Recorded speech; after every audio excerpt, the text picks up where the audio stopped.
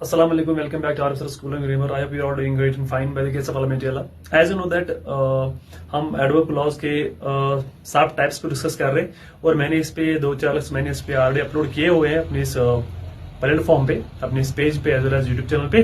तो आज इसका लास्ट टॉपिक है और आज के साथ हम इस टॉपिक को रैप अप यहीं पे करते हैं और ये इसका लास्ट सेशन होगा इस टॉपिक के रिलेटेड। काफी अच्छा खासा लंबा ये सेशन हो गया ये टॉपिक, क्योंकि it was very important for the students.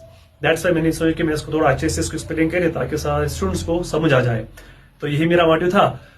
I hope you have enjoyed those videos. आपको मेरा कंटेंट अच्छा भी लग रहा होगा और आप इसको पसंद भी कर रहे होंगे।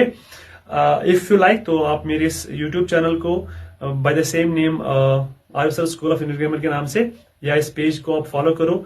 जितना से ज्यादा हो सके आप इस पेज को शेयर करें ताकि जितने भी स्टूडेंट्स हैं वो इससे बेनिफिट हासिल कर सके। So let's get started. यहाँ पे लिखा है मैंने लास्ट 2 टाइप्स हमारे एडवर्ब क्लॉज ऑफ कंपैरिजन। ये कैसा है जहां पे नाम से होता है जहां पे हम कंपैरिजन करते हैं, दो चीजों की भी तशबीह देते हैं, तशबीह करते हैं, दो चीजों को आपस में कंपेयर करते हैं, हम उसको क्या कहते हैं? Adverb clause of comparison. It is used to indicate comparison. It is introduced by किन वर्ड से? As, so as and than से।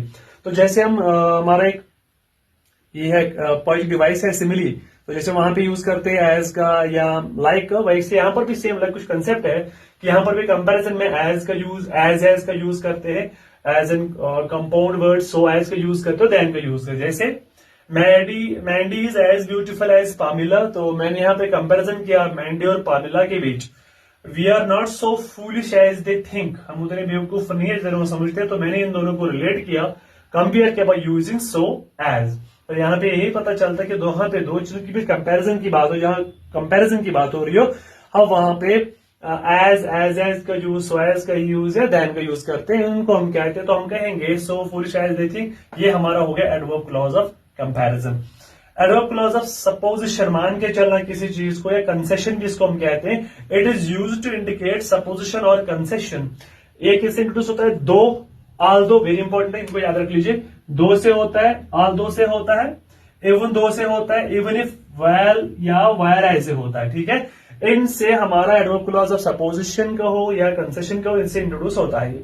जैसे दो शी इज के level, she is not proud.